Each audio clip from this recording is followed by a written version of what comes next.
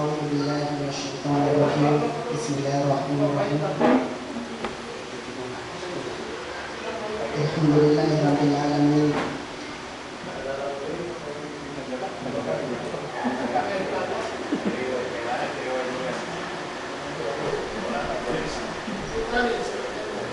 Ini yang baby na.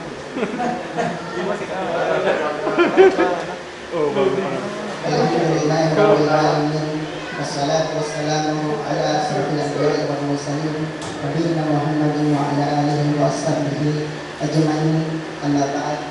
Assalamualaikum warahmatullahi wabarakatuh. At magandang tanghali po sa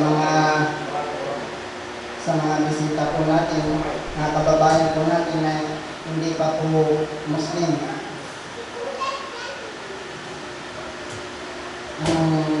Ang katanungan po ay kung sino ba si Allah.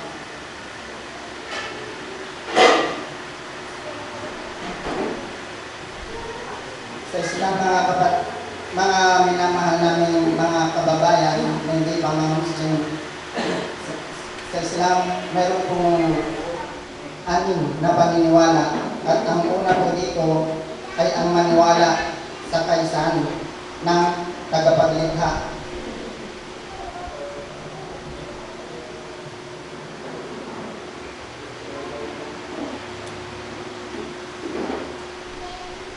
Mga minamahal na tagapakinig, sino ba si Allah? Si Allah hindi po naiiba sa tinatawag po natin na Diyos na tagapaglikha o lumikha ng langit at ng kalupaan. Kung bakit, mga kababayan, pinapanatili namin o tinatawag namin ang tagapaglikha sa pangalan niyang Allah dahil siya mismo ang nagbigay ng kanyang pangalan, na sabi po niya sa Quran, na aklat na aming pinaniniwalaan, innani Allah la ilaha illa ana ta'budni wa aqimis salata li dhikri. Katotohanan, ako si Allah, wala nang iba pang Diyos liban sa akin. Kahit mag-alay kayo ng palagiang pagdarasal bilang pag-aalala sa akin. So, yung salitang Allah, yun po yung tunay na pangalan ng tagapaglikha. At yun din po yung Diyos na ipinakilala ng mga propeta. Sila, kung kilala po natin, sila propeta Noah, propeta Abraham, propeta Moses, maging si propeta Isa, o kilala po natin sa pangalang Hesus Kristo, ay ito rin po yung pinakilala niya na Diyos na dapat natin sambahin.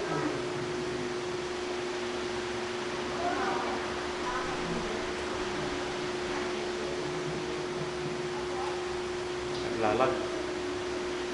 So, kung mayroon pa po kayong ibang katanungan, andyan po ang ating mga guro na maaaring na makakasagot po. Makakasagot po sa... Sino yung sasagot? May tanong. Tayo. 10 minutes. Paano mo mapapatunayan na si Allah nga yung Diyos na lumikha sa ating lahat? Kasi maraming religion na papakilala ng Diyos eh. Ngayon, ikaw bilang Muslim, paano mo mapapatunayan na yung sinasamba yung Diyos si Allah, siya nga yung lumikha sa ating lahat? Yun lang. Patuloy po sa ulama. Hindi ko la, brother. Sisikaw po. Ito na siya.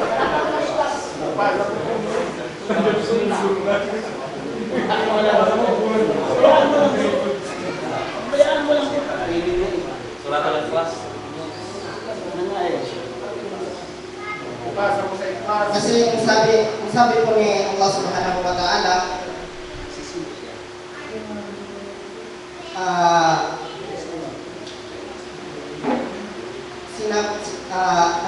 sinabi po niya ang kanyang mga katangian, na kung yung mga katangian na yun ay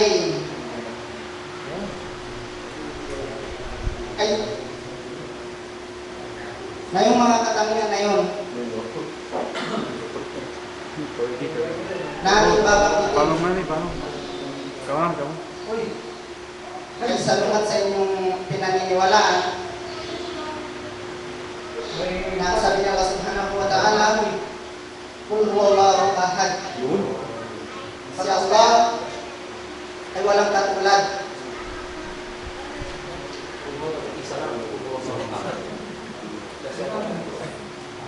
Qul huwallahu ahad. Si Allah ay nag-iisa. At pag sinabing nag-iisa, hindi po natin pwedeng sabihin na mayroong Diyos Ama o Diyos Anak. Kasi pag sinabing Diyos Anak, Diyos Ama, ibig sabihin, dalawa na po ang Diyos. Kahit pagbalik na rin po natin, dalawa na po yun. Allahu Samad. At si Allah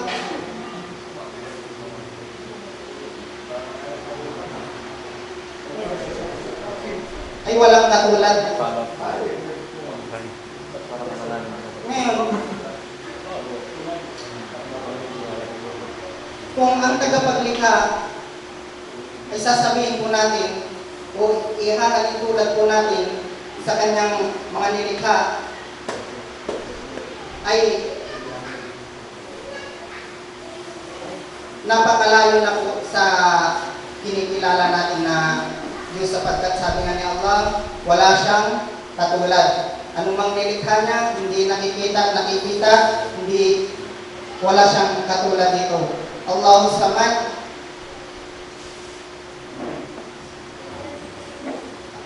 Lam yalid walam yulad.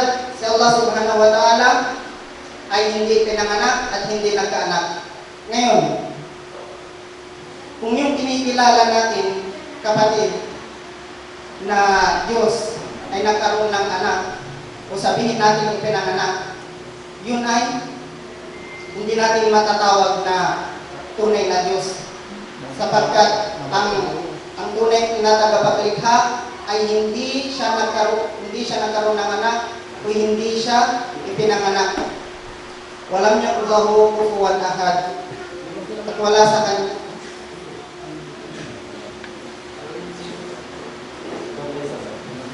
at wala sa kanyang makakatulad. So,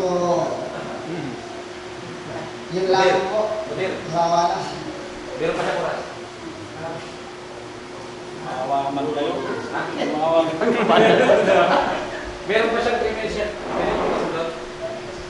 Pati, parang kalangan kasi sagot mo, paano kung maniniwala na siya lang totoong Diyos niyan?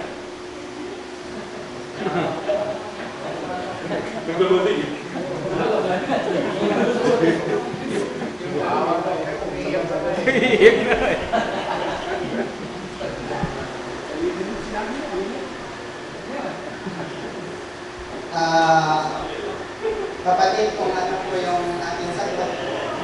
So, Ayun. Yun na yun.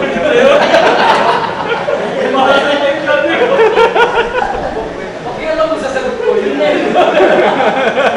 Okay na. Salamat sa kapatid. أعوذ بالله من الشيطان الرجيم بسم الله الرحمن الرحيم الحمد لله رب العالمين والصلاة والسلام على آله الصحابين ومن تبعهم بإحسان إلى يوم الدين. Ang lahat ng papuri at pasasalamat ay ukol sa Allah lamang at ang kapayapaan at pagpapala ay napasawag ng Propeta Muhammad sallallahu alaihi wasallam sa kanyang mga kasamahan, sa kanyang pamilya, at sa lahat ng mga tao sa tuwigan ng lahat sa ibang sa huling araw. Asyhadu an la ilaha illallah wahdahu la syarika lah. Ako'y sumasaksi na walang ibang Diyos na karapat-dapat sambahin maliban sa Kanya. Mga mahal kong tagapakinig, kaya niyo muna akong batiin ko kayo ng magandang hapon at sa mga kapatid ko sa pananampalatayang Islam, ay hayaan niyo akong batiin kayo ng pandaigdigang pagbati ng mga Muslim ng Assalamualaikum warahmatullahi wabarakatuh. Ako po si Muhammad Nagiwa sa Islamic League, Tubong Pangasinan, Bayan ng Matarel. Niyakap ko ang pananampalatayang Islam way back 2007 sa Saudi. Akin pong bigyan ng konting paliwanag ang binigay sa akin na topic na kung saan ay tungkulin ng isang Muslim ang pagbibigay zakat. Ang zakat po ay isa sa mga haligi ng Islam. Ang zakat po ay kailangan gawin ng isang Muslim upang kailangan po gawin ng isang Muslim sa mayroong kakayahang magbigay nito.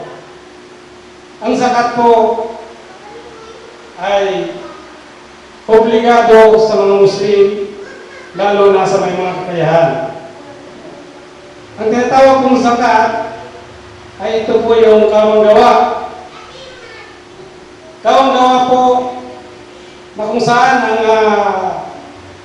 kayamanan o kanyang naipon sa loob ng isang taon ay kailangan niya pong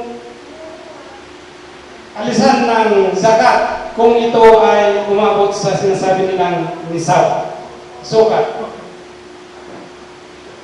Halimbawa po, ang isang Muslim ay mayroon po siyang naipon sa loob ng isang taon ng 100,000, ay babawasan lang po siya ng 2.5%. Pero kung hindi niya naabot ang tinatawag na zakat, hindi po siya obligadong magbigay nito. Ang zakat po ay ito po ay isang gawain ng isang Muslim na siyang nagpapalinis sa kanyang mga pagkakasala. Isa po itong way, mga mahal na tagapakinig. Ang zakat po obligado sa amin, sa mga may kakayahan lamang.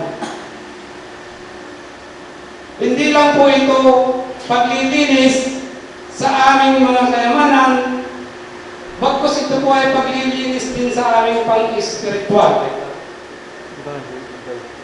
Mga mahal na tagapakinig, hindi po pinahintulot sa amin na kumuha ng zakat o kawang-gawa na ang layunin ay para sa kanyang sarili. Mayroon po itong specific na pagbibigyan ng zakat. Kagaya na lang po ang mga mahihirap, mga kapuspalad, mga naghihikaw. At ang una doon ay sila ay mga Muslim. Mga kapatid na hindi pa Muslim, ang zakat na tinatawag sa amin ay gawang-gawa, hindi lang po ito para sa isang tao, kundi po ito ay saklaw niya lahat ng mga kamusliman sa buong mundo. Kung halimbawa po may isang lugar na may naghihirap, kailangan po bigyan ng kawang-gawa. Ito ay isang zakat.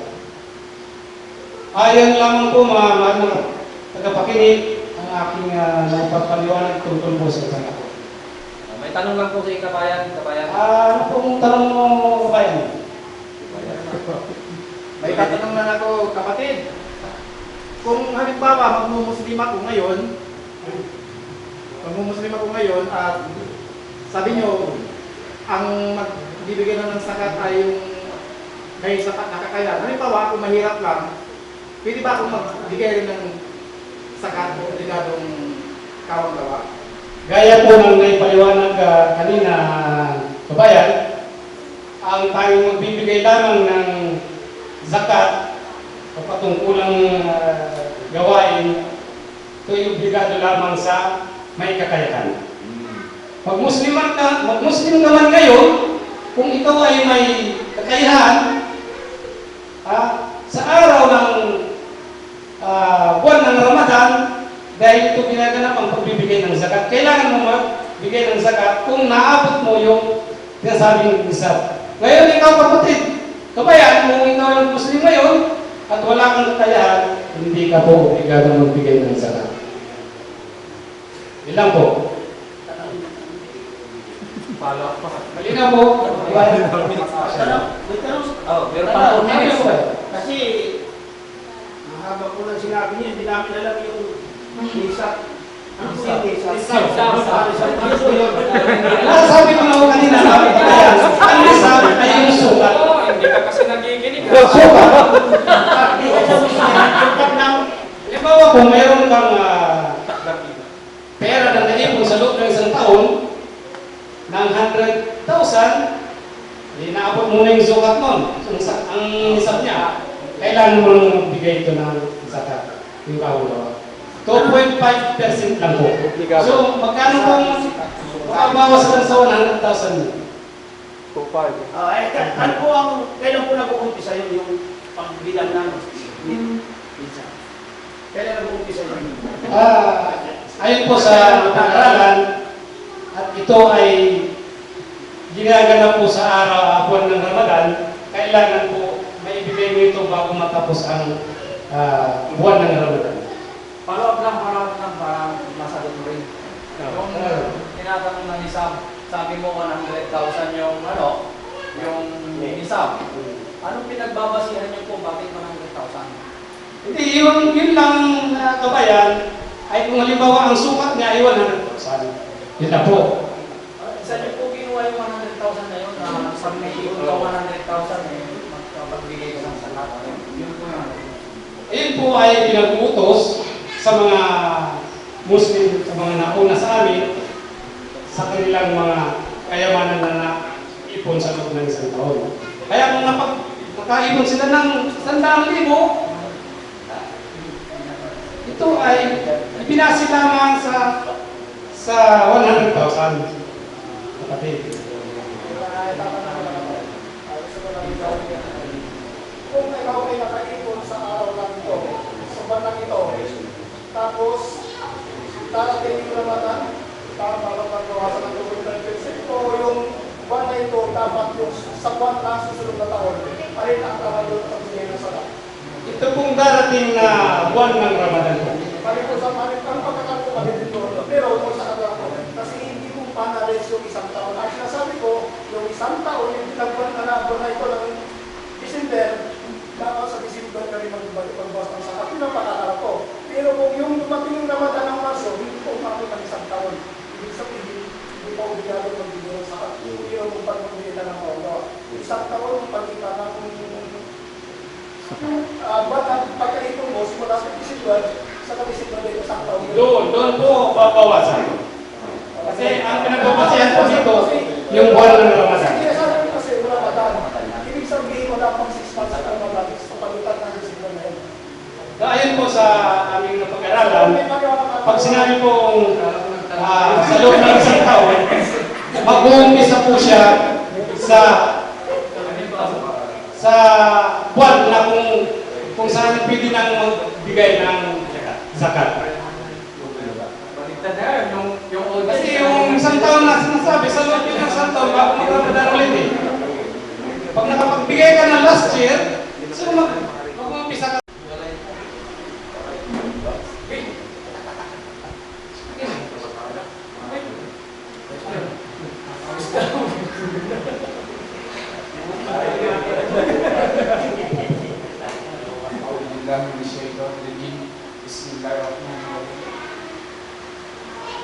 Alhamdulillahirabbil alamin wassalatu wassalamu ala rasulillah.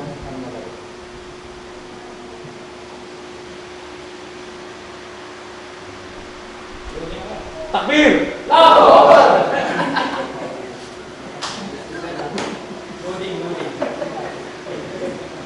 Sa lahat po ng mga kapatid na dumalo dito sa Malo, ako po ay nagagalat na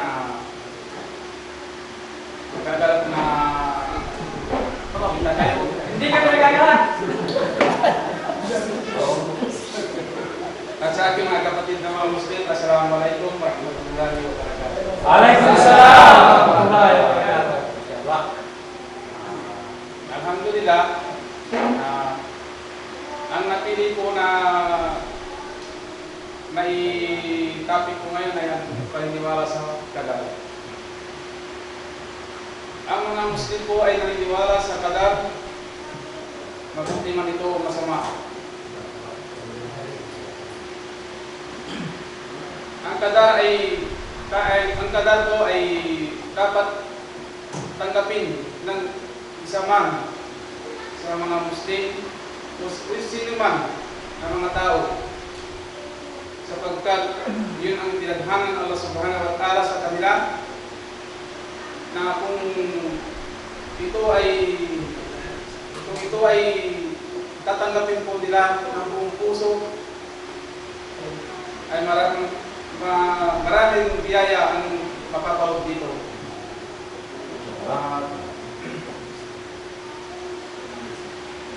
Ang Qadar ay napapalog dito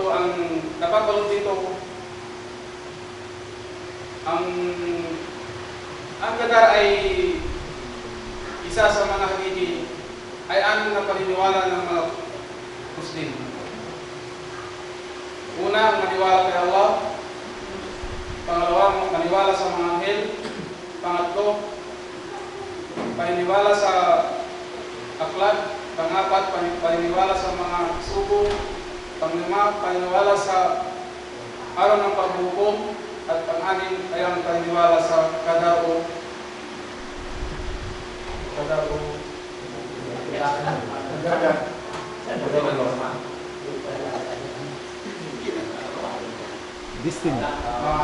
paniniwala sa tinatawag ng Allah Subhanahu wa Ta'ala, masama man ito o mabuti.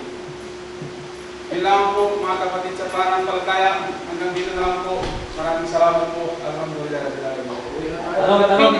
Pili ba yun? May pot. Ang karap ng Kristiyano. 3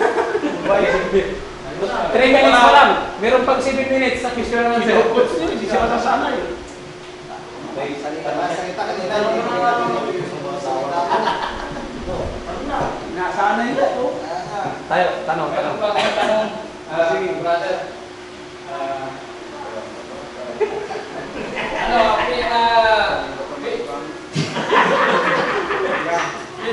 Pwede bang ano lang talaga yung Qadar na sinasabi mo, yung ng Diyos na sinasabi mo, yung pwede niya bang baguhin yung Qadar na sinasabi niya yung tadhana na ibigay niya sa mga kanyang alipin? At ayun po.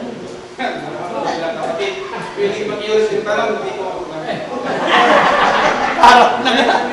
Yung short lang. Pwede bang baguhin ng Allah Subhanahu wa Ta'ala yung yung Qadar, yung tadhana na ibigay niya sa kanyang alipin? Alam, bro. Siya lang, nagkakaalam, at siya rin ang nagkakaalam ng Qadar. Kaya tanong ko kung pwede nga yung baguhin. Siya lang,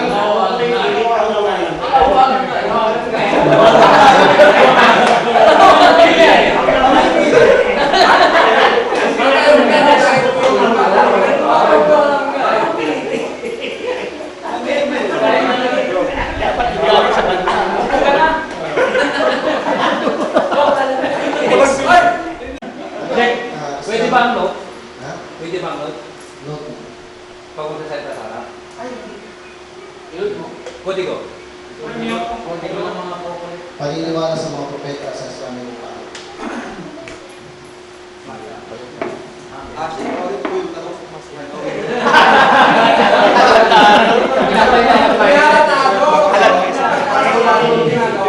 Paniniwala sa mga propeta sa Islamic Upan.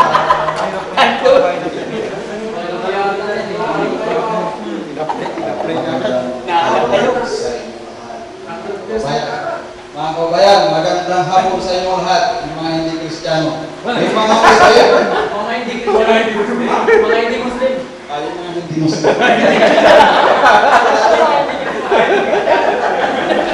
Yung mga Muslim naman, ito, pinakamaganda. Assalamualaikum warahmatullahi wabarakatuh. Salamat.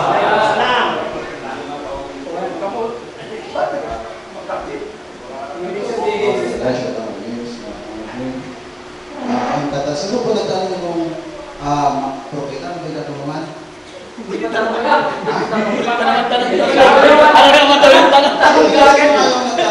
kasi naman yung si Sheikh Mahmoud. Ang mga propeta po ay isinugo ng Allah subhanahu wa ta'ala sa kanya-kanyang generation. Tulad po ng Abraham a.s. Isinugo po yan sa kanyang panahon. At ganun po ang Moses a.s. Isinugo po yan sa kanyang panahon. At yung mga sumusunod na propeta ay kanya-kanya pong panahon. At tayo po, ang propeta natin, ang propeta Muhammad sallallahu alaihi wasallam, ang siya ating panahon. So, ang mga propeta o ang propeta Muhammad sallallahu alaihi wasallam, siya yung magiging sapaan natin dahil siya yung ating propeta. So, assalamualaikum warahmatullahi wabarakatuh.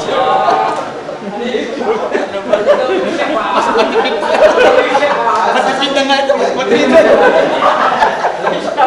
Patipid. Nagtatanong ako, bakit sa paniniwala nilang Kristiyano, bakit si Propeta Jesus ay ginawa niyong bukaisip ko? Bakit si Jesus Christ na Diyos ng Ama? Kristiyano, bakit yung ginawang propeta? Samantalang tinigigalan ng propeta, si Muhammad sallallahu ngayon, na siya propeta ngayon. Ay, paniniwala nila yun eh.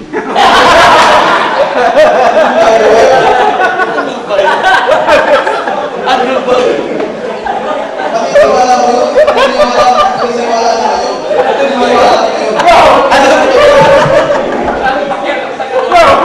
Pero, Muslim yung nagtanong ng Muslim. Non-Muslim yung nagtanong. Muslim yun eh. Kaya nga paniniwala niya. O, hindi lang tayo niwala Pero yung paniniwala ng mga Muslim ay si Jesu Cristo ay isang sugo ng Allah subhanahu wa ta'ala. Yung siya pa, ano po yun? Muslim po kayo.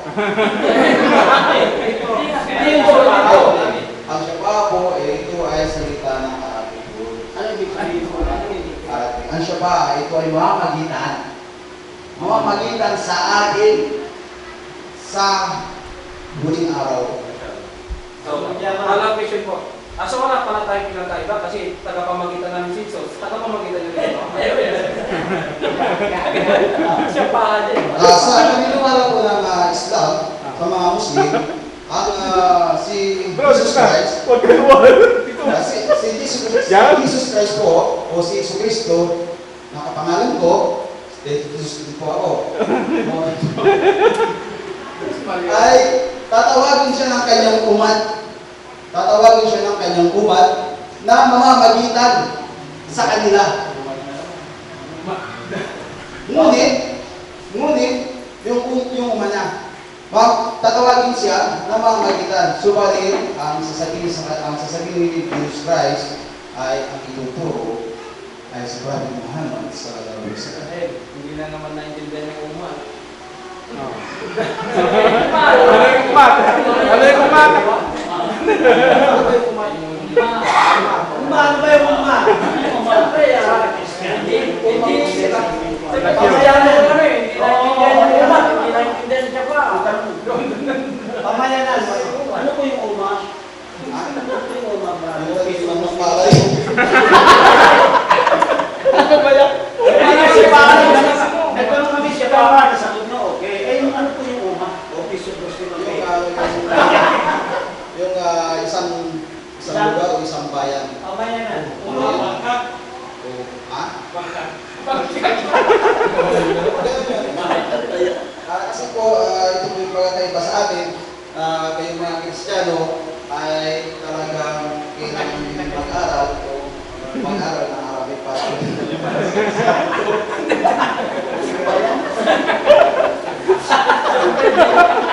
ano po, yung katunangan ninyo,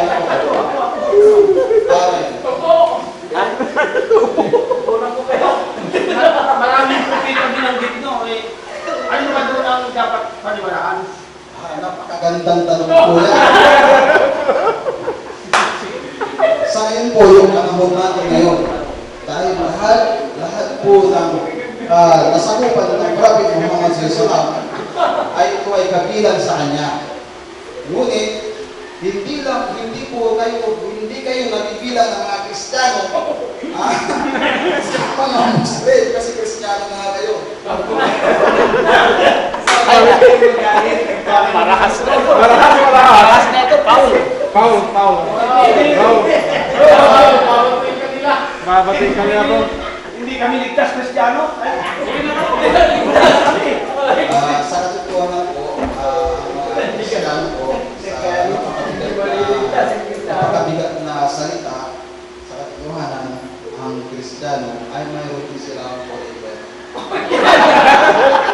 Pero forever sila doon sa...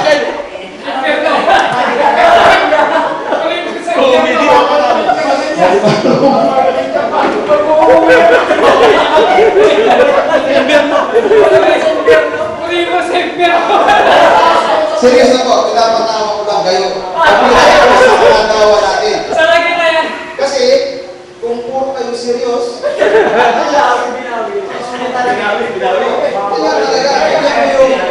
yung tawa, lalo na sa mga non-Muslim, ay parang expect mo sila.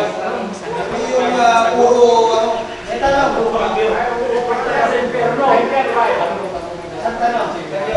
Serious. Ano ang pananaw nyo sa mga bawat propeta? Wala akong pisagan doon, Dodo. Ano ang pananaw nyo? Yari ka na. ang tinatawag po namin, mga Muslim sa mga propeta, ay sila po yung minsan yung mga prophets. At sila ay may kanya-kanyang revelasyon. At yun ang pinapangaral sa mga tao. Yan. Okay. Ano po, kasi meron pa po kayo 4 minutes, ano? Ano ang pagkakaiba ng propeta at ng sugo? Sugo, yung mali yan. Mali yan. Eh, yung propeta po, at English eh.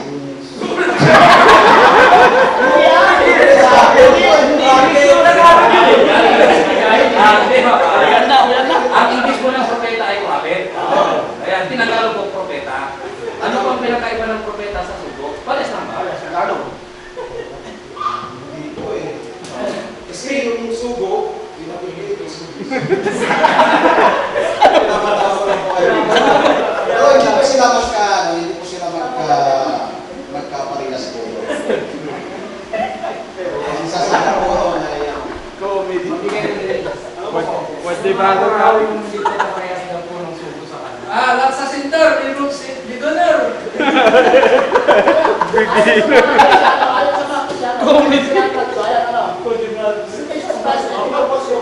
Abdul Wali. Ay, yung Christian po ang sasagot niya, hindi ko po alam. Yan na naman. Kasi, kapag Nagmumo yung shake.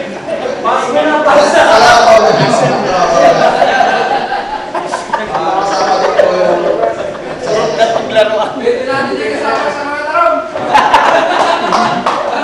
Marami pa pwede tayo. Puro racing.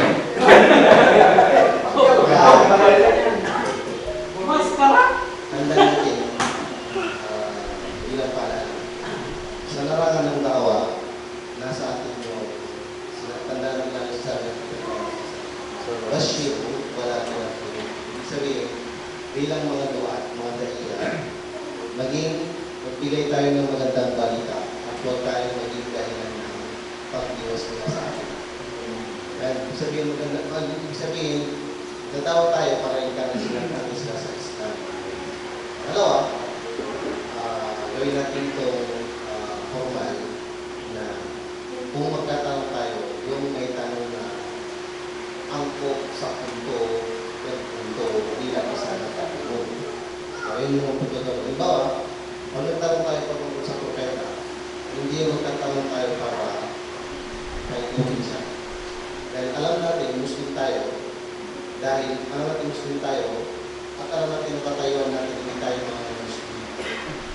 Kung baga, ang papairalan natin dito, yung magbibigay ng kaalaman sa pangkarahatan dahil sa training tayo. So, pangalawa ay episode dito yung tanong kanina, anong kaibahan ni Jesus kay Propeta Muhammad SAW. At sinabi na wala nang pinagkaiba si Jesus na tagapamagitan si Propeta Muhammad SAW, tagapamagitan base sa sinabi na siya paha. Ang kaibahan kasi dito ay si Propeta Muhammad SAW, hindi tayo namamagitan sa kanya para sa akla.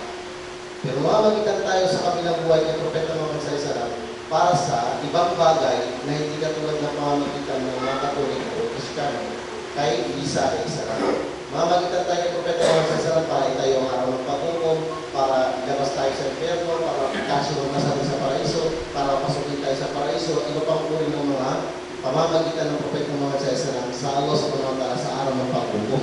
Pero ito, walang siya paano ito sa mundo na tinatawag. Hindi katulad ng mga Kristiyano na namamagitan sila kay Jesus para makarating kay Ama. Yun yung malaking kaibahan. Hindi natin pwedeng pagkalimbawa yung pagparehasin ng dalawang bagay. Ngayon, ito ay paalala lang sa punto na ito. Walang problema minsan yung gigisingin mo yung tagapakinig para sa bagay na sinasabi natin o sinasabi natin kung totoo. Walang problema doon kung totoo. Pangalawa ay gawin natin minimize yung sagot natin ng araw. Kasi karaniwan, nangyayari ang Q&A sa punto na nasa huling oras na kadalasan bumagabi na, hapon na mga gano'n, isa-isa na yung mga tao. Kailangan yung sagot natin kahit paano ay masagin natin yung sagot doon sa tinatanong. So, yun lang po. Next. والسلام على أشرف الأنبياء والمرسلين نبينا محمد وعلى آله وأصحابه أجمعين أما بعد. Assalamu alaikum warahmatullahi wabarakatuh sa aking kapatid sa pananampalatayang Islam at magandang tanghali sa mga tagapakinig ng mga Kristyano. Ang tanong po ay kung sino po si Allah subhanahu wa ta'ala. Si Allah subhanahu wa ta'ala po ang aming pong kinaikilalang Panginoon. Siya ay nag-iisa lamang at wala siyang katambal.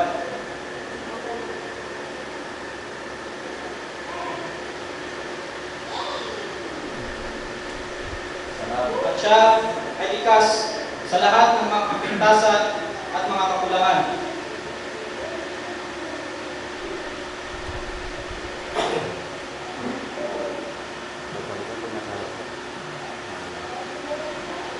Ayun lamang po mga kapatid sa pananampalatayang Islam at sa mga tagapakinig ng mga Kristyano.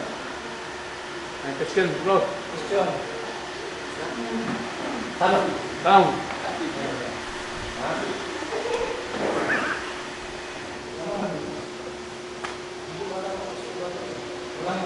Hindi na ko siya kasama yung pangalan natin. Babayan, paano mo mapapatunayan? Yun ang gusto naming marinig. Paano mo mapapatunayan na si Allah yung tunay na Diyos? Lalumit na sa ating mahal.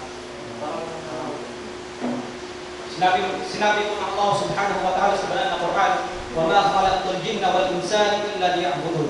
Hindi ko nilikha ang mga jin at ang mga tao maliban na lamang na po isang nila. Yun po.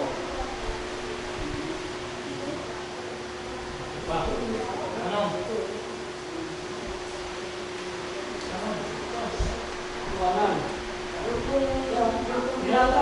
Yung tinatawag yung Allah sa yung Diyos namin ay isa lang po. Hindi po. Kayo po, naniniwala po kayo ng Diyos niyo po ay may Trinity. Kami po ay naniniwala po kami sa nag-iisang kadapaglikha ang Allah subhanahu wa ta'ala at wala siyang katangian. Ang Diyos niyo po may katangian. Siya ay pinanganak. Ang Diyos po namin hindi pinanganak. So, kabayan, walang katangian ng Allah. Ay, Wala daw. Walang katangian daw ang Allah. Sinabi ko. Ano po katibayan mo? Anak Allah ang Panginoon. Allah ang pangalan. sabi na po kanina na.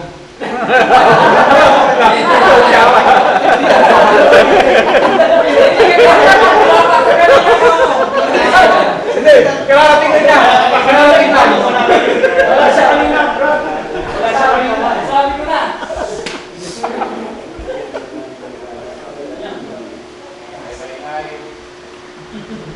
Tanong ba? Oo. Ito. Magandang tanong siya eh. Sinasabi ng Allah, wala siyang kasalian. Wala po. No? Wala siyang kasalian. Nakapag-aral ako ng kunting aral, diba? Christian na lang. Yung huwa, sa Arabic, tumutukoy siya, lalaki. Tapos sinasabi niyo huwa Allah, ibig sabihin siya si Allah. Ibig sabihin lalaki si Allah. Para malinawan siya kasi marami rin. May paliwanag din siya mamaya. Oo, kasi pag yun, ano? Oo. Mahikma siya, mahikma. Inshallah po, sasagutin ko ng ating Sheikh. Hindi po sa mga kaalaman ang dyan.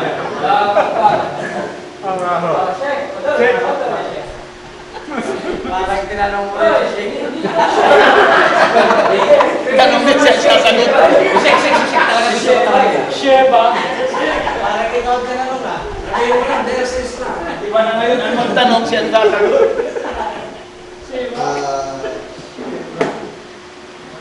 Ano bang tawag sa English yun? Yung pagtukoy ng babae sa lalaki? Gender. Gender. Ang mga sa mga talay, wala siyang kasalian. Wala siyang kasalian. Pero bakit nakikita ninyo na karamihan pang ginagamit ng pagtukoy sa Quran ay lalaki? Ito ay alawajid tadlid, tinatawag sa Arabic. Ibig sabihin, pang-talaha, pang-baga, mas ano kasi ano eh, mas pagtukoy sa lalaki ay mas nakakailan sa babae. Hindi yung bagay. Hindi na nakahulugan na awas sa panawang anak may kasalian dahil ang pagtukoy na ginagamit ito ay pang-lalaki. Awas sa panawang anak ay walang kasalian na tumutukoy sa kanyang pag-dahil tayo. Ang ginagamit ito ay pang-tukoy dahil ang gender ng pang-lalaki ay mas nakakailan sa babae. Kaya hindi na nakahulugan na awas sa panawang anak ay mayroong kasalian. Hindi ito itanong sa mga Muslim, magmumura sa mga Muslim. Tandaan ninyo na sa larangan ng Islam, sa nagdadawa, sa pagtuturo, ano pa man, mayroong mga tao na tinatawag na mustashrik. Kung narinig mo yung mustashrik. Mustashrik, yung sabi nito, sila yung mga tao na mayroong ang talino na pinag-aaral para sa Islam, para sirain ng Islam. Sila ay nagugugol ng mahabang panahon, hindi pa sa kanila ay memorize ang Quran at maraming hadith. Na parang Muslim scholar pero hindi sila Muslim. Ginabayaran sila ng mga mayayamang tao para pag-aralin patungkol sa Islam, para sirain ng Islam. At magkaroon ng matibay na kaalaman sa Islam na minsan ay mas marunong pa sa marunong na alam natin. Memorize nila yung Quran at memorize nila yung maraming kaalaman sa Islam, mga kategorya sa Islam. Ang tawag sa kanila ay mustashrik. So sa ganitong uri ng mga tao ay meron silang mas malalim na pag-unawa at kaalaman kumpara sa pagkaraniwang Muslim. Sa kanila, memorize nila yung Quran. Memorize nila yung maraming hadith. Pagpos yung unang hadith na tinatawag na Mahrasu al-Fadil al-Hadith. Ito ay bulyo-bulyo na libro. Isinulat ito ng mga Muslim. Kapag doon sa parang sa encyclopedia na yun, magbanggit ka ng hadith, mahanap mo doon ang kabuuan sa mga libro na yun. Magbanggit ka ng word doon, mahanap mo yung kabuuan ng hadith. Sino gumawa ng hindi Muslim? Tapos wala kang Muslim na nagawa ng hadith. Ito yung sinasabi ko na minsan, sa buhay natin bilang isang Muslim, lalo na kung kayo ay ipapaliwanag ng Islam, nakakasamo pa kayo ng tao na merong mas malalim na namalaman kaysa sa nalalaman mo. Yung paliwanag ninyo, paliwanag natin ay mas malalim pa rin yung paliwanag natin. Kaya, mag-ingat tayo sa ating tawa. Lagi natin hingin sa kasama yung protection natin sa mga ganun. Ito ay nangyayari sa kalamang. So, pagkakuhan ay papasalamat ako sa mga sumubok sa salita dito sa harap. Darating ng araw, oras, kayo rin ang magpapaliwanag ng Islam sa tamang panahon. So, ngayon ay, sa mga nakita ninyo, dito, kung nahihirapan kayo magsalita sa harap ng kapatid natin ng Muslim, paano na lang kung nilipitahan kayo magsalita sa harap ng mga nurse, sa harap ng mga doctors, sa harap ng mga engineer, sa harap ng mga teachers, sa harap ng mga mayors, sa harap ng congressman, o sa harap ng mga kilalang tao sa lipunan na mamaaring mamamatay tayo dahil sa ganoon lang ang meron tayo. So, kapag tayo nakikitungo sa kanila, saka tayo sa pamamagitan ng antas na ipaparating natin ng Islam sa antas na meron sila. Kailangan ay matagal natin ang ating loob, magkaon pa tayo ng maraming kaalaman. Dahil ito yung pinaka-mahirap na baon natin na babaunin sa larangan ng dawa. Kapag may sinuksok ka, meron kang bubunutin sa tamang panahon. Pero kung wala tayong sinuksok na kaalaman, wala tayong bubunutin sa tamang panahon. Kaya ito ay tayo sa ating sarili na huwag tayong titigil dito sa pagsasalisip ng kaalaman. Huwag tayong titigil dito na sasali sa ganitong huli ng training. Pag meron pa mga training patungkol sa pagpuputba, sumali tayo.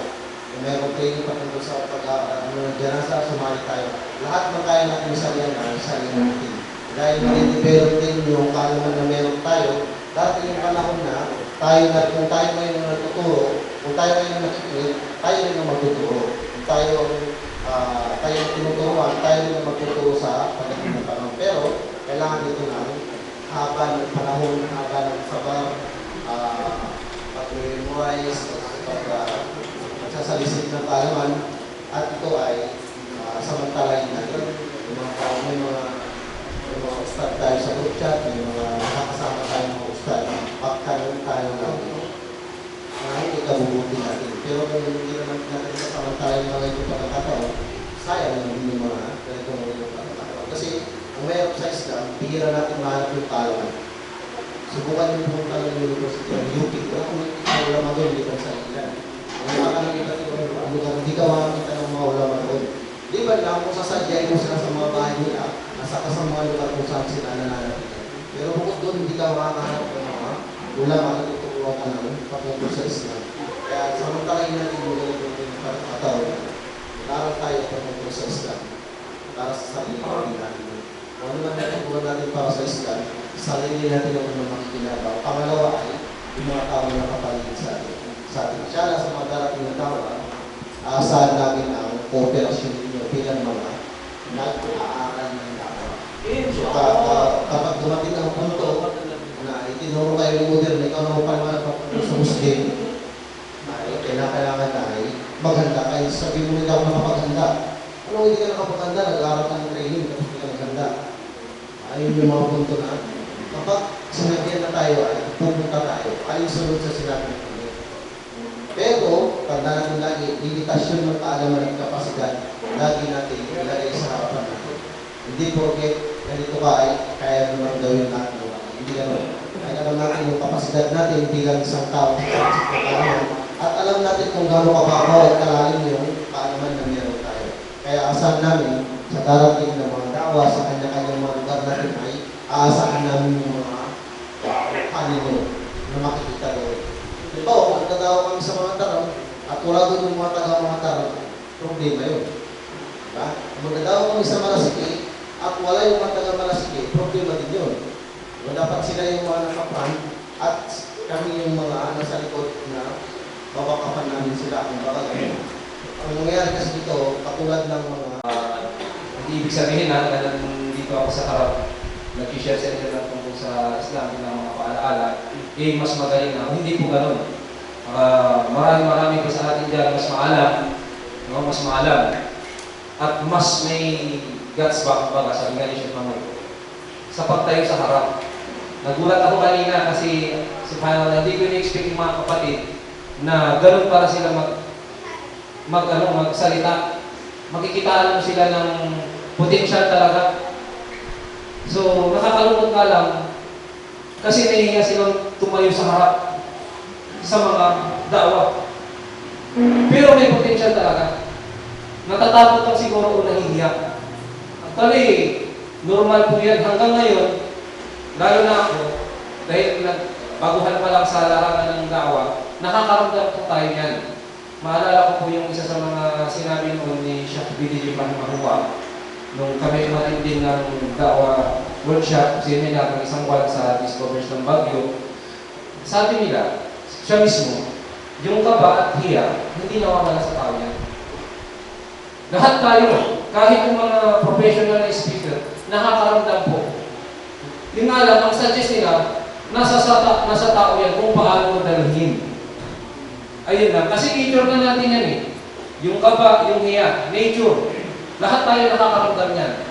Pero kung hindi natin paglalabanan yan, subhanallah, mananatili tayo sa level na pagiging mahiyain, matatakutin. At alam mo nung bago impress pa ako sa Islam, 2013, pag umaating pa ako ng khutbah sa Mapandan, sa Masjid Ar-Rumaydi, pagkatapos ng khutbah, pag wala ng tao, umakyat po ako sa harap ng stage. Imagine, pagpunta ko po sa harap ng stage, wala ng tao, kinakabahan pa rin ako. Nung high school ako, kahit mabagsak na ako sa subject na yun, hindi talaga ako tumatayo sa harap. Diyan ang sakit, kumbaga, pinakamulto ko yan sa sarili ko noon. Pinakamulto ko yan sa sarili ko noon. Hindi ko alam, alhamdulillah, sa gabay ng Allah subhanahu wa ta'ala, sa topic ng Allah subhanahu wa ta'ala, sa unti-unting pagpapractice, kahit pa paano, unti-unti lang kapagsalita na po tayo sa harap. So, kailangan lang po ng practice. Practice. Tulad po ng ginagawa ko rin ngayon, actually, andun yung hiya at saka kaba. Pero iniisip ko na lang, hindi habang panahon, andyan po yung mga chef natin na nagtuturo sa atin. Paano na lang po, pag dumating yung araw, na yung mga nagtuturo sa atin, mga ibang bansa, o kaya sabihin natin, mauna, kasi yan naman talaga ng buhay. Kung hindi po natin sasamantalahin ngayon, na nandyan pa po sila para alalayan, para turuan tayo, kailan po? Kailan? Subhanallah. May brother, alhamdulillah, sabi niya, sinasamantala ko, sabi niya, yung pagkakataon na andyan yung mga chef na nagtuturo para matuto sa kanila. Yung iba kasi naging modern na po, na nakukontento na po sila sa pag-aaral sa social media. Makakita po tayo ng ganito. Pag may mga dawa seminar, may mga iba sasabihin nila, ay hindi, sa YouTube na lang ako mag-aaral. Subhanallah. Alisin po natin sa mindset natin yun. May isang chef, nabasa ko sa Facebook, isang chef nito sa Saudi Arabia, nakalimutan ko yung pangalan. Sabi niya, ang pag-aaral sa social media lang, kung hindi natin sinasabi na bawal. Pero sabi niya, kapag na-focus yung pag-aaral mo sa social media, ay mas malina pa kaysa sa sakop ng gagambang. Dahil mas malaki ang impact kapag nag-aaral ka talaga ng actual sa mga tagapagturo nito. Kaya may isa sa mga way para matuto po ay ang pagtuturo. Hindi naman requirements na kailangan graduate ka ng doctorate o katulad ng ni siya para magturo. Alam nyo, siguro lalo na po sa mga may experience ako sa pagsasalita sa harap, sa mga nagkukhutbah, isa sa mga napakabisang way para matuto ay ang pagtuturo. Tama po? Isa sa mga napakabisang way para magturo ka. Dahil bakit? Kasi kung alam mong magtuturo ka, ibig sabihin ikaw mismo, ma-force mo yung sarili mo na mag-research, mag-aral, magbasa, magtanong. So gagawa tayo ng way para ma-force yung sarili natin. Tingnan niyo sa mga nagkukhutbah, makakarinig po kayo rito eh. Kapag wala kang naasamang khutbah sa next Friday, nag-aaral ka. Tingnan mo. Kapag wala kang ini-expect na may dawa symposium dyan, mag-review ka ba? Di ba karamihan, sige po, pero limitado. Yung pagsisikap mo sa pag-aaral mo, kapag may iniisip ka na magtuturo ka, kakaiba. Iba yung pag-i-strive mo, pagsusumikap mo, pag alam mo magtuturo ka. At iba rin yung pagsisikap mo sa pag-aaral, pag wala kang iniisip na gagawin mo pagtuturo o dawa. Tama po? Kaya, inshallah, sana ma-break po natin yan. Yung pagiging mahihain, pagiging matatakutin, normal po yan. Pero huwag mo pong ipapago, mga kapatid. Ito pa yung muna sa akin. Sa ating lahat. Huwag po natin ipapago yung sarili natin na hanggang dyan na lang, hanggang dyan ka na lang. Ito lang yung makayahan ko, hanggang dito na lang ako. Alisin po natin sa mindset natin. Ang Muslim dapat siya ay na-upgrade. Siya ay nag-upgrade. So, kung iniisip mo niya sa negative tayo, matanda na ako eh. Mahina memory ko. Hindi ko kaya. Bakit kaya hindi mo i-change yung mindset na yan? Nang kahit matandaan na ako, kaya ko yan. Kung kaya nila, kaya ko rin inshallah. No? Huwag tayong makontento sa kung anong meron tayo ngayon. Dapat ang Muslim, tayo bilang mga Muslim po, ay nag-upgrade lalo na po sa kaalaman. Dahil ang pagsasaliksik ng kaalaman, di ba? Alam natin mula buyan hanggang libingan. So kaya nga yung sinasabi kanina ni Budir, ni Brother Abdul Malik, hindi lang yung kumbaga, natikman mo lang. Di ba? Kailangan talaga damdamin mo. So ganoon din po sa atin. Huwag po natin iasa yung pagkatuto natin sa Islam sa mga ganitong uri ng pag-aaral. Actually, napakaraming way po insyaAllah para tayo matuto sa Islam. Napanghihinaan lang tayo ng loob o kung minsan, aminin na natin nandoon yung katamaran. Kung hindi po tayo magtutulungan at aasa lang tayo sa mga palagiang nagsasalita dyan, hindi natin hawak ng buhay ng tao. Isipin nyo na lang po yun. Paano pag biglang mawala? Paano na? Sino na ang magtuturo? Di ba? Wala na tayong ituturo kasi ngayon medyo andun pa yung pagiging confident natin, palatag pa tayo. Kasi nga, andyan pa naman si Ustad eh. Andyan pa naman si Brother Abdul Malik, andyan pa naman si Sheikh Hamud eh. Ganun lang tayo eh. Di ba dapat isipin natin, dapat ngayon sasamantalin ko kasi andyan pa si Sheikh Hamud, andyan pa ang DLP, may mga activities. Kaya nabanggit natin ito ng last seminar, napakalaking biyaya po ng Allah subhanahu wa ta'ala na magkaroon tayo ng samahan tulad dito. Lalo na ang magkaroon tayo ng discoveries ng Pangasinan. Kasi subhanallah, babalikan natin yung time na wala pa ang discoveries ng Pangasinan. Ito ay biyaya ng Allah. Ang Allah subhanahu wa ta'ala natin biyaya nito. Tingnan mo ang dawa sa Pangasinan ng time na yun. No? Kung wala ito, na biyaya ng Allah subhanahu wa ta'ala, paano po tayo matututo? Social media? Hindi ba, aminin natin, marami sa atin talaga na nakinabang. Nadagdagan yung kaalaman, nadagdagan yung experience dahil sa biyaya ng Allah subhanahu wa ta'ala na ito na nandyan yung mga tagapagturo natin na umaalalay sa atin. So huwag po natin sila kakalimutan sa ating mga tuwa na ingatan sila ng Allah subhanahu wa ta'ala. Ipagtuwa po natin ng kabutihan yung mga namumuno sa atin. Dahil ang namumuno sa atin, ang mga namumuno sa atin ay naging matuwid, insyaAllah magiging matuwid ang mga Muslim. So, balikan po natin, sino na pong inaantok dyan? Maging alis lang po. Sino na po yung inaantok? Bro, susunod ka mamaya, share ka konti. Inshallah. Yan. Yung kanina lang po, konting, balikan lang po natin yung natalakay po natin yung unang tayo.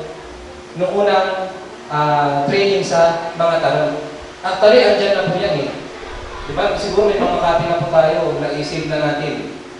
I-ano na lang po natin siya, i-apply po natin.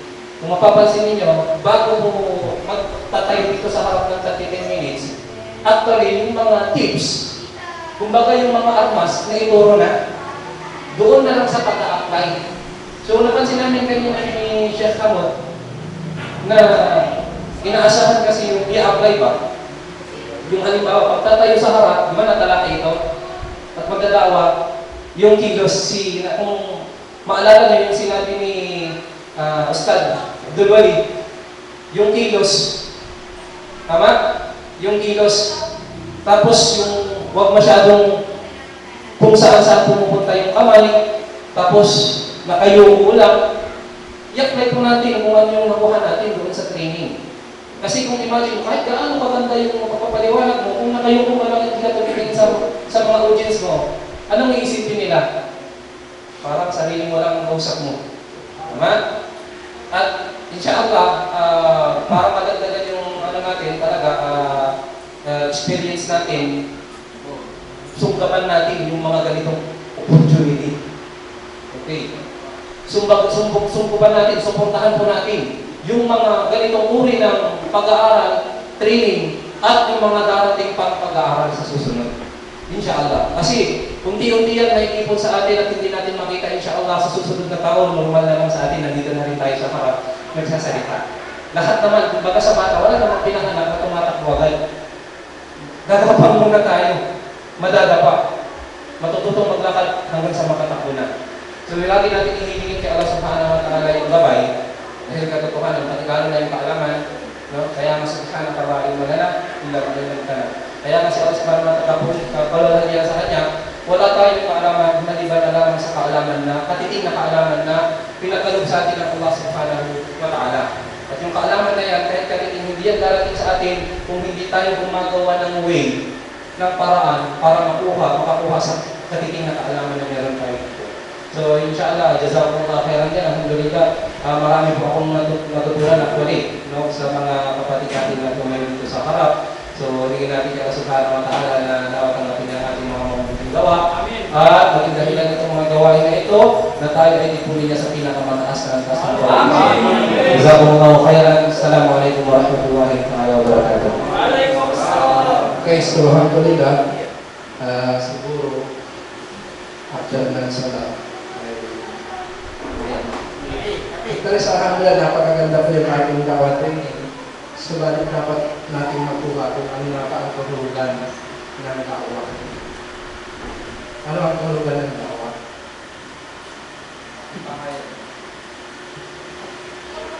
Pagpapalaganap ng pananampalataya. Pagpapalagana? Sino pa? Pagpapayuhan. Pagpapahayag ng Ano nga ba yung pagpapahayag ng mensahe. Diba? Diba ang dawa ay? Yes? Pagpapahayag ng alaman tungkol sa... Sige lang. Sige. Paparating ng katuruan ng Islam. Katuruan ng Islam. Brother po, discuss. Iparating ang tayo sa kanan ng Allah subhanahu wa ta'ala. Yes. Pagkanyaya sa mga tao hindi pa Muslim na mayroong tamang pagkakalan. So, ibig sabihin, pag-imbita. Pag-anyaya. Kanino? Sino yung imbita natin, mga Muslim? Yung non-Muslim. Non-Muslim. Saan? Para kanino? Tungo sa atas ng Allah subhanahu wa ta'ala. Ngayon, sa nakikita kasi kanina, paano natin may paparating ng tama sa ating mga dinagawahan kung tayo mismo sa ating sarili ay nagkukulang. Kung nandito lang si Dawa, lagot kayo na. Kasi hinahaluan natin ng biro. Di paano kung hindi pala biro yung mga nadawahan natin? Paano na tayo? Kaya siya, napakaganda yung kahulugan niya, pag-ibita o pag-anyaya sa mga tao na Muslim, kung saan. Para kay Allah subhanahu wa ta'ala. Subalit kung tayo mismo ay natukulang sa ating sarili, paano natin ay paparating ng tama sa mga non-Muslim? Ang ibig natin sabihin yung pinaka-diwa. Inshallah, alhamdulillah, yung sinabi ni Imam kanina, Imam Jamil, yung patungkol sa dawa training, yung si Kamon. Actually, nagkandak po kami ng trainings nito tatlong Sabado rin nata. Subalit, alhamdulillah, may siyam na pumasa at sila ngayon yung umiikot sa Pangasinan. Ngayon, dahil sa marami na po tayong masjid dito, hindi po talaga napunan ng lahat. Kaya ang ginagawa ko ay minsan nandito lahat. Kahit minsan ay nandun sa sentral. Okay, so ngayon, inshallah, kung tayo ay matapos sa training na ito, inshallah po, sasabak po kayo sa actual dawa training. Actual na dawa na, hindi na training. At, gaya ng sabi ko kanina, kami nilagay ng Jamil ni Education Department, si Hamud, yung si Dawa, si Brother Duwali, kami po yung makikinig sa inyo. Okay? Kaya siguro ang topic po natin doon ay yung mga ipinarating mo dito yung mga topic ninyo. Yun din lang, Islam. May nag-topic sa Islam? Islam, Muslim, yung mga ligi, meron na yun. Yun lang naman. Pero dapat huwag na tayong, halimbawa, kung alin lang speaker po kayo, halimbawa sa kung sino yung Islam, may paniwalag yan ng napaka-isa siguro, mga 5 minutes. The Muslim. Tapos yung anim na aligi ay anim na paniwala. Yun lang naman, inshallah, kasi mag-i-invite daw po si sister ng mga dadawahan natin. So, actual talaga siya. Okay, ganun din sa ang mga sasagot na pag-usapan na natin ng nakaraan na ang sasagot ay mula din sa inyo. Ngayon, kung halimbawa, hindi kayo aminado doon sa sagot nyo para hindi tayo mahalata na mali yung sagot natin, baka mayroon pang may dadagdag yung ating guro. Ano? Kasi baka mamaya, Chick, ito na. Hindi, pag sumagot kayo, sagot kayo. Ngayon, baka may dadagdag tayong ating guro. Ganun na lang, para hindi naman halatado na tayo ay hindi sure sa ating kasagutan. Baka mamaya, matiliw tayo na pinaglaruan tayo ng mga United Federation. Okay, so inshallah, ganun na lang po. Kung wala na, baka mayroong ibang suggestion sa inyo.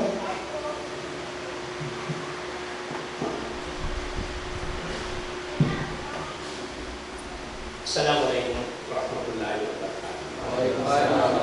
Sa ating mga guru nandito, si Sheikh Mahmoud, si Ustaz Ibrahim, si Ma'am Jamil, si Mudero, sa lahat ng community leaders nandito, at ang kanyang jamaah nandito, sa lahat ng jamaah ng Masjid Al-Kakao at kanilang as chairman, magandang hapon po sa inyo.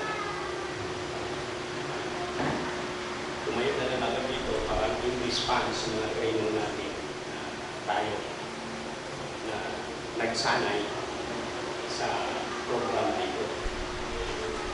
Mga kapatid, tayo po ay isang pinagpala, ginabayan ng Allah Ta'ala. Una-una, hindi na po tayo maghanap ng guro. Hindi na po tayo pupunta sa malalayong lugar or mag-rely sa social media. Masigasig po ang mga guru natin. Nakita natin. Pangalawa po, pinagpala tayo ng Allah Subhanahu wa Ta'ala. Ngayon natin po may pakita ang lakas ng Islam sa buong Pangasinan. Bakit? Dahil po siguro yung nararamdaman nyo, gaano lang kayo lang doon sa lugar nyo.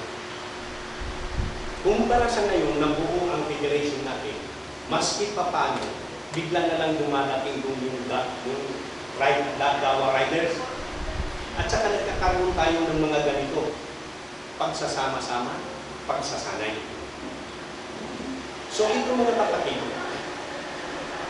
nasimulan natin na, nakita natin na ang liwanag, huwag natin na po pabayaan. Babalik ulit ang kalungkutan na iilan na tayo. Sa paano po pamamaraan, lalo pa natin po mapagbuklod-buklod at mapapalakas at mapapalaganap ng gusto ang agamang Islam. Yung na nga, ibalik natin sa word, kaalaman. Dapat po tayo magkaisa. At dapat po tayong tulong-tulong sa pananaliksik ng kaalaman upang sa ganun man, handa tayo kahit sa anong oras, ipagtanggol, ipagpaliwanag, kanino man ang agama Islam. Sa mga kapatid natin na hindi lang yan ang sinabi kanina ng Sheikh Hamdi na yung mayroong pinag-aral, upang lamang sirain tayo. Sa samahan ganito na sinulan natin, mayroon din sumasama pero nag-aabang lang ng critics, yung inaabangan lang yung pagkamali natin. Mga kapatid, kung mayroon tayong gano'n, huwag naman po ang paghihirap na ito na simulan na. Kung wala po tayong maikontribute na kaalaman o kapaguran, yung pananahimik natin, malaking tulong na sa samahan. Yun ang huwag natin po pabayaan. Dahil ito, nakita natin na nga ulitin po ang liwanag. Subalit, hindi natin pa ito maiposto, hindi pa tayo makatakbo ng diretso, mayroon pa tayong kulang. Tingnan mo yung ang pagsubok. Mali magtanong kayo, ano kulang? Hanggang sa ngayon, hindi pa gumagalaw ang secretariat. Basta ko lang. Yung secretariat department natin. Ilang buwan na, hindi pa tayo nakakakilos, hindi pa tayo nakikilala ng gobyerno. Hindi pa natin na-i-register sa SEC yung samahan na ito. Kaya ngayon, magtulong-tulong tayo, paano natin matulungan ang Secretariat Department, paano natin ma-i-register ito. Nang sa ganon, makapagkaroon tayo ng isang malaking Islamic Symposium, isang pinakamalaking pagtitipon ng buong United Federation. Usually, nagpupunta po na lang tayo, yung ganito, 2, 3, 4. Yung buong jamaan natin, mapagsama-sama natin. Nang sa ganun, makaimbita rin tayo ng ibang mga ulama, maliban na lang sa Discover Islam Baguio, at saka maliban na lang na nakikita na lang ang ating lagi sisipag. Dahil ang problema natin malaki sa kasalukuyan, yung cemetery natin, yung janasa service natin. Nakakaawa yung inorganize natin na rescue, sina chairman, at motor pupuntang Alaminos, mag-motor pa. So ito ang dapat ma-addressan natin. Paano natin ito ma-addressan? Paano tayo makahingi ng tulong? Paano tayo makagalaw? Una-una, kailangan natin talaga makirehistro ang samahan natin sa SEC. So yun ang priority natin ipagtulong-tulungan. Pangalawa mga kapatid, ang paalala na rin, nabanggit na rin Imam Jamil, nabanggit ni Sheikh Hamud, yung pasano. Tayo nandito, nasimulan natin na, naghirap na tayo, alang-alang sa landas ng Allah Subhanahu wa Ta'ala, alang-alang sa pagpapalaganap ng Islam. Kailangan na tayo magpursige. Ito na ang pagkakataon, nagkabukod-bukod tayo, nagkaisa tayo. Ang tanda natin mga kapatid, kung hindi tayo, sino? Tulad ng sinabi ni Imam Jalil kanina, kung hindi ngayon, kailan? Yan ang natin. Kaya, huwag na tayong lumiko. Iisa lang ang armas dito malaki na gamitin natin, manaliksik tayo ng kaalaman, huwag tayong sumuko. Dan sa ganun pa man, kahit saan tayo dalhin, handa-handa tayo. The secret of speaking in front of the people is the mastery of subject matter. So therefore, in short, yun na yung sinabi kaalaman. Pag manaliksik ka, mano ka, handa ka kahit saan man. Parang sinabi ni Imam Jamil, ulitin ko, i-reepo ko, para tayong sundalo. Before ka pupunta sa gira, kumpleto ka na ng armament, kahit 24 hours ang bakbakan, ang barilan, may gamit ka, hindi ka susunod. Ganon din tayo magpapalagan. Kaya na, ito, ang isipin natin dito, ito lang ang inano natin dito, yung pamamaraan, kung baka saan yung akida, paano tayo magsalita sa harap, paano natin i-deliver, paano natin i-handle ang tanong. Subalit, ang kaalaman, walang katapusan, kailangan, nagsisimula pa lang tayo, kailangan natin na manaliksik. Mayroon pa isa na kami, hindi ko makalimutan, ni Sheikh Hamud, nung magkutba siya sa Bapandan. Ay, huwag naman niya, nakasahada na kayo, marunong na kayo mag 5 times a day, iasa nyo na lang sa ustad. Magkatay ng manok, ustad pa. lahat sa ustaz. Ginawa natin na yung ustaz, ginawa natin na yung secretary. Kailangan natin ipanaliksik. Ito na ang pagkakataon. Huwag natin na ito pabayaan. Ibuha natin sa Allah subhanahu wa ta'ala, nagpapalagay namin. Sakit ng daliri, sakit ng buong katawan. Kung may naramdaman masakit sa mga tarong, naramdaman ang sakit dito. Kung may naramdaman sakit sa Santa Maria, naramdaman natin lahat. Kaya tulong-tulong tayo. Bukod-bukod natin. Huwag natin pabayaan yung ano natin. Mga kapatid, kung mayroon akong nasabi, hindi maganda ipagpauman ninyo. Kung sumubra ipagpauman ninyo, nagawa ko lamang ito alang-alang para magpapukod tayo at maituloy natin na ang pagpapalaganaw ng Islam dito sa probinsya ng Pangasinan. Muli, sa mga guro natin at saka sa host ngayon dito sa San Quintin, maraming po salamat sa pagtanggap niyo at pag-sponsor mo ng nailamos ang araw. Assalamualaikum. Allahu Akbar! Napakinggan natin yung magandang payo ng ating legal advisor. So, siya po ay maging tayo sa sinabi. Maging aware tayo siya ba? Yes? Piso-piso naman ah. Kunin ko na po itong pagkakataon na ito para malaman lahat natin na yung pera po natin sa ngayon sa piso-piso ay 15,000 more. So, yung mga hindi pa po nakakatigay ay magbigay na po kasi po ito po yung project natin dito ay isang sasakyan naman. Although mayroon natin sasakyan, yung sabi niya at legal advisor na nahihirapan yung sasakyan kasi bukang-bukang yung sasakyan. So, kailangan natin ng isang sasakyan. At kung lumagpas doon, yung po na natin na makaging sasakyan, ay maaari po bumili tayo ng lupa para sa atin. Kasi isipin niyo mga brothers, ilang libo na tayo dito sa mga Muslim. Dati po sa Dagupan, hindi lang kami doon na balik Islam. Ngayon hindi ko lang mabilang. So, almost more na buong Pangasinan ay napakarami ng Muslim. Tapos, ang napupulitas sa loob ng 5 buwan, almost 5 months, ay 15,000 lang. Samantalang, napakarami tayo ng mga Muslim. Piso-piso lang, bakit natin dadabot yun? Para sa agawan ng Allah subhanahu wa ta'ala. So, inshallah po na magtulungan tayo dito sa samahan natin ng balik Islam. Tulad naman sila ng legal advisor, na sino magtutulong-tulungan? Tayo rin. Alam na pupunta pa tayo ng susulat tayo sa ibang bansa na manghihingi ng pera, panghingi ng sakyan. Maraming chichikuritsi, maraming kaya pa, maraming natin. So tayo nandito mga balik Islam, kung hindi balik Islam. Kung mga Muslim, o whatever, basta Muslim, tayo magtutulong-tulungan dito, alam-alam sa mga subhanahu wa ta'ala. Ano po yun?